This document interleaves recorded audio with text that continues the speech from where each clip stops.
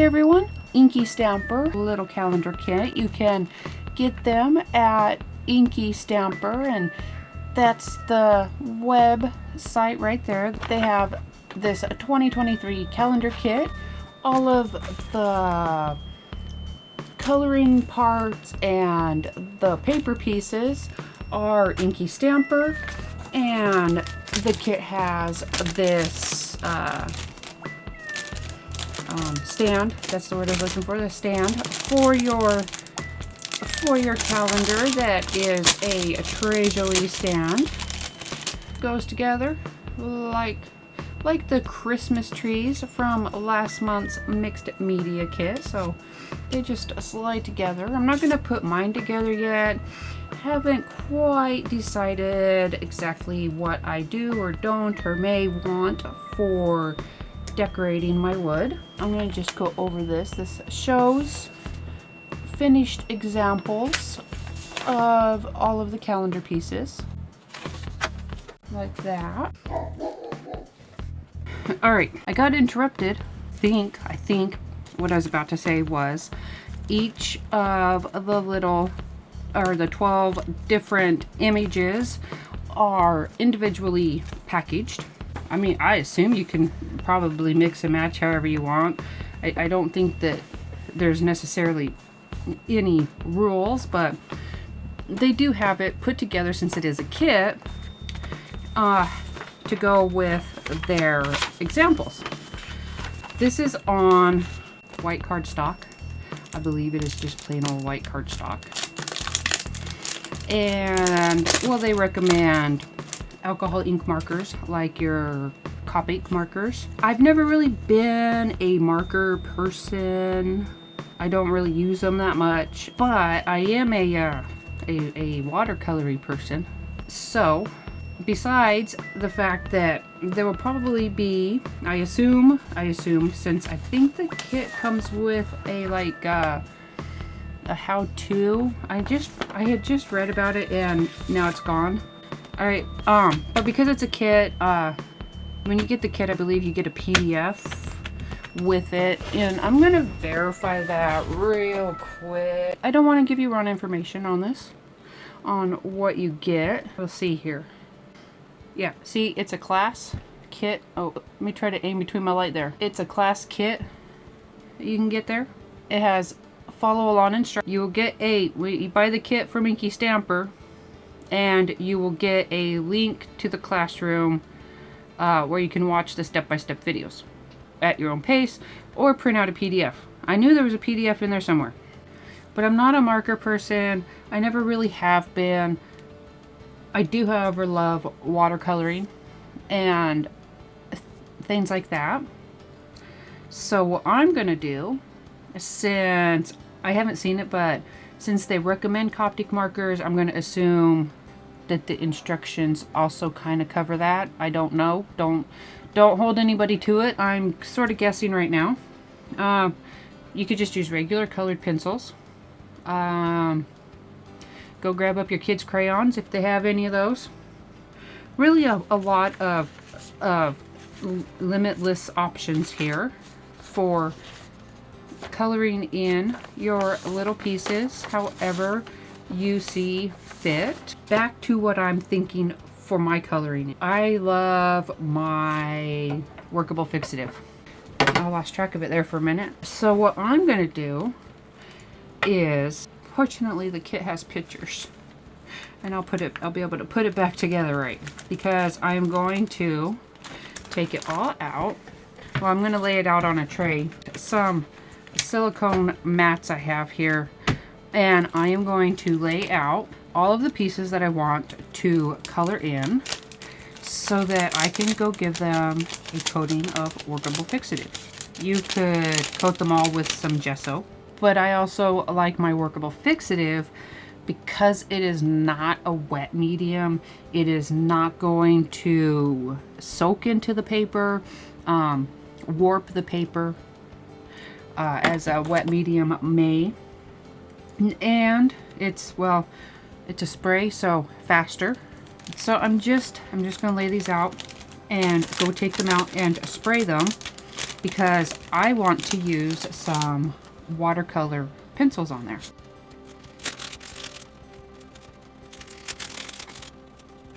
All right, my Workable Fixatif was all dry, and I have experimented on January. So I have my January all together. You can see I used the diagonal stripe side. The pattern papers in there are double-sided, so however you want to use it. There's no hard and fast rules here. And I used my Tim Holtz watercolor pencils on my little mouse, which was my whole purpose of using that Workable Fixatif. It's not going to act like watercolor paper. You're not going to want to get excess water everywhere, but it does make a surface to work in small areas like these pieces are, enough to allow you to move the colors around without worrying about, or without it soaking just directly into that cardstock background. Since this is just going to be covered by my little walrus here, I am just going to do a little experiment test example of what I mean. Just that little difference to show the difference of just adding a little bit of a barrier to use wet medium on versus something without protection.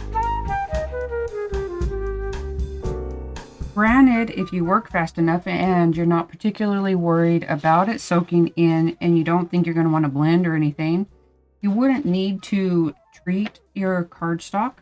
So you can see that just soaks right on in.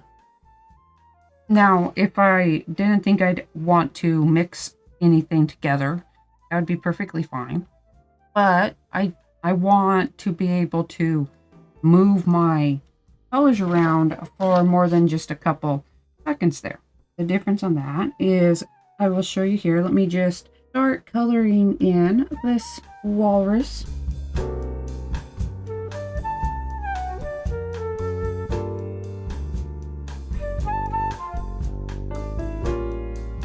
To add a little bit more shading to some areas, I am just brushing right off of the hickory smoke, and then I am going to come in and add a little bit of dimension here.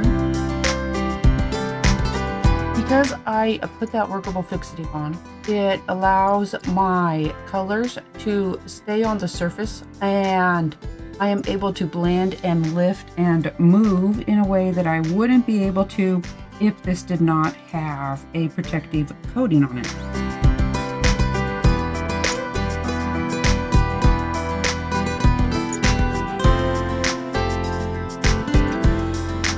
I'm going to come in with some of the black soot, the picket fence, and maybe a touch of antique linen for the tusks and the whiskers and the nose.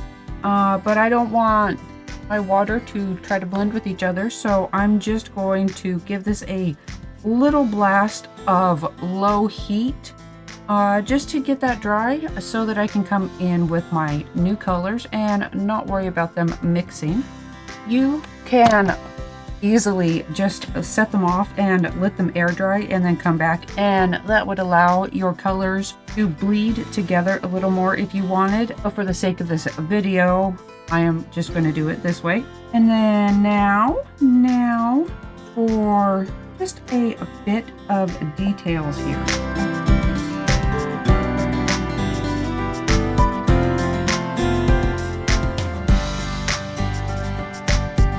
My walrus is done, and I actually took the little heart for February out with me when I sprayed my other pieces, so that I would be able to maybe add a little bit of layering, a little bit more dimension to kind of give my little heart here a 3D look.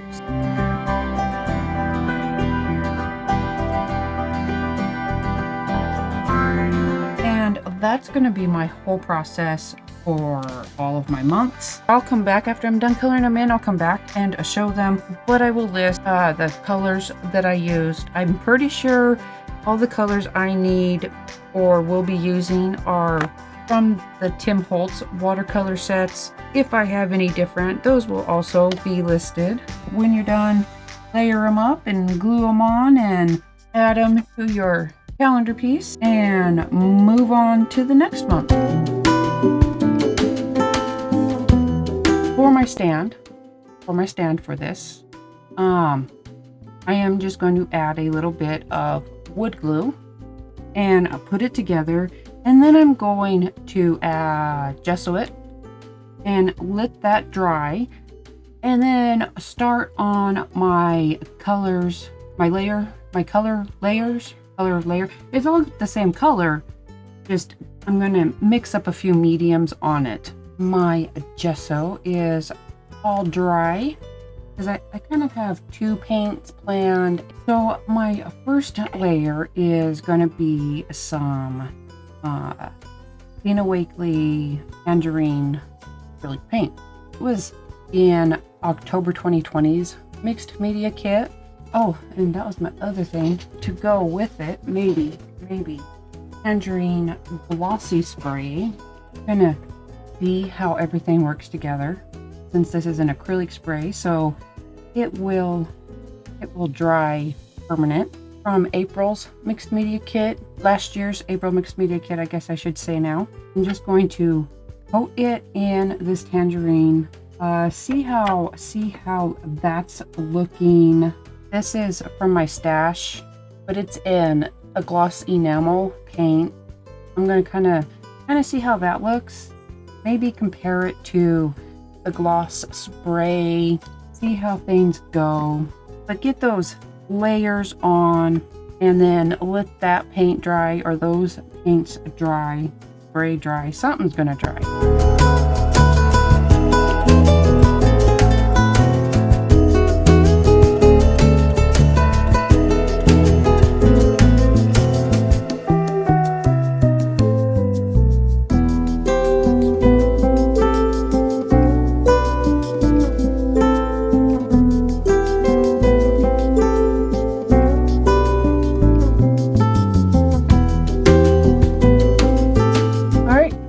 Everything is dry. So my little calendar is done. If you wanted, you could spray some kind of sealer on here.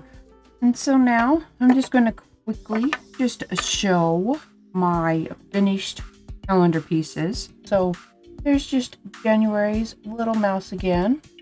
There's February's, my sloth for March, my raincoat little mousey here for April, May's butterfly, June's hippopotamus, July's pelican, August's a little fly.